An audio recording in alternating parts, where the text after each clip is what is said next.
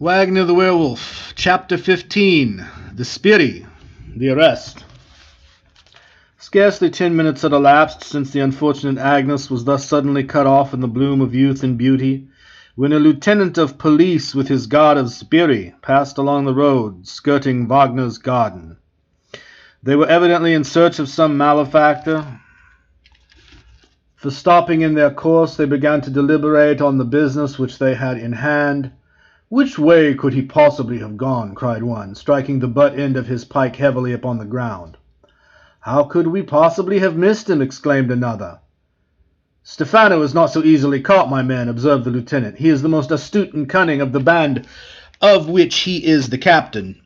And yet I wish we had pounced upon him, since we were so nicely on his track." "And 1,000 ducats offered by the state for his capture," suggested one of the Sbirrir. "Yes, 'tis annoying," ejaculated the lieutenant, "but I could have sworn he passed this way." "And I would bear the same evidence, signor," observed the first speaker. "Maybe he has taken refuge in those bushes." "Not unlikely. We are fools to grant him a moment's vantage ground.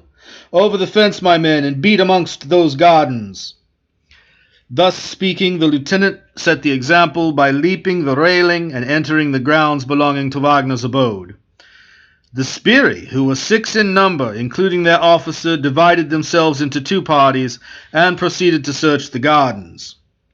Suddenly a loud cry of horror burst from one of the sections, and when the other hastened to the spot, the Sbirrir composing it found their comrades in the act of raising the corpse of Agnes.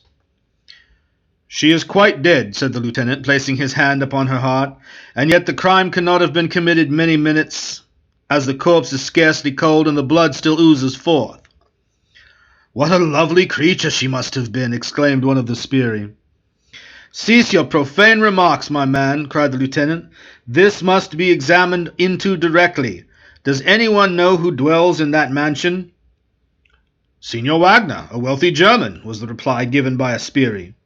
"Then come with me, my man," said the lieutenant, "and let us lose no time in searching his house. One of you must remain here by the corpse, and the rest may continue their search after the bandit Stefano." Having issued these orders, the lieutenant, followed by the Sbirro, whom he had selected to accompany him, hastened to the mansion. The gate was opened by an old porter, who stared in astonishment when he beheld the functionaries of justice visiting that peaceful dwelling. But the lieutenant ordered him to close and lock the gate, and having secured the key, the officer said, "We must search this house. A crime has been committed close at hand." "A crime?" ejaculated the porter. "Then the culprit is not here, for there is not a soul beneath this roof who would perpetrate a misdeed."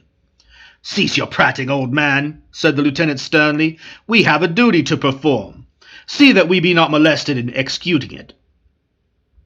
"But what is the crime, signor, of which—" "Nay, that you shall know anon," interrupted the lieutenant. "In the name of the Serene Highness, the Duke, I command you in the first place to lead me and my follower to the presence of your master." The old man hastened to obey this mandate, and he conducted the Sbirrir into the chamber where Wagner, having thrown off his garments, was partaking of that rest which he so much needed. At the sound of heavy feet and the clanking of martial weapons, Fernand started from the slumber into which he had fallen only a few minutes previously. "What means this insolent intrusion?" he exclaimed, his cheeks flushing with anger at the presence of the police.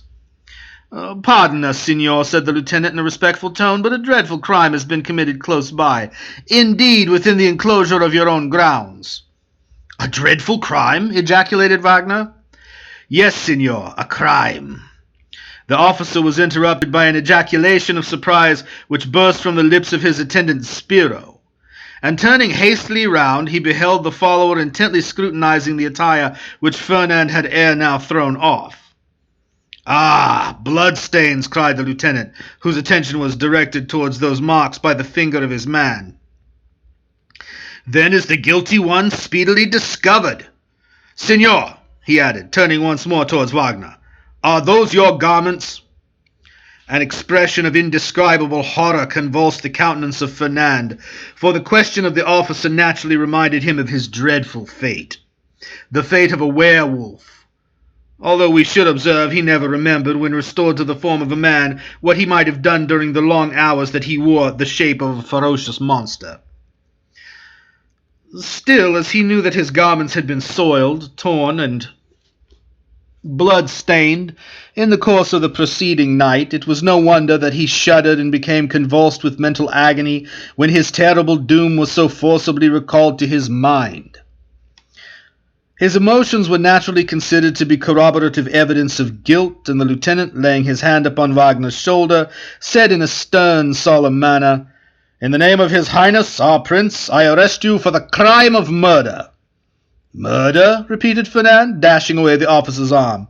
"You dare not accuse me of such a deed." "I accuse you of murder, senor," exclaimed the lieutenant.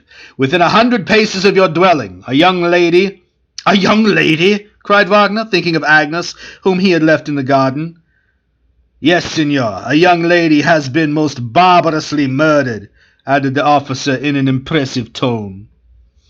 "Agnes! Agnes!" almost screamed the unhappy man as this dreadful announcement fell upon his ears. "Oh, is it possible that thou art no more, my poor Agnes?"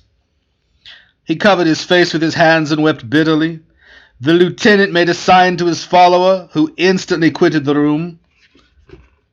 "There must be some mistake in this, senor," said the old porter, approaching the lieutenant and speaking in a voice tremulous with emotions.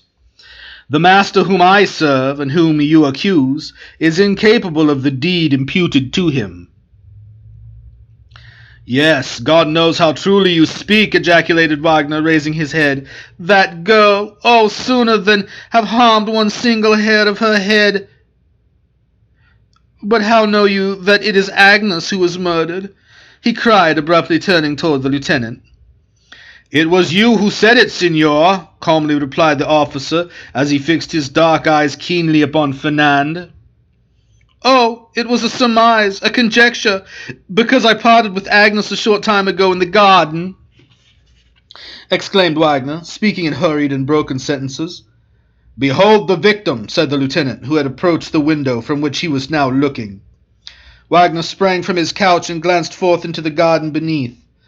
The Sbirrir were advancing along the gravel pathway, bearing amongst them the corpse of Agnes, upon whose pallid countenance the morning sunbeams were dancing as if in mockery even at death.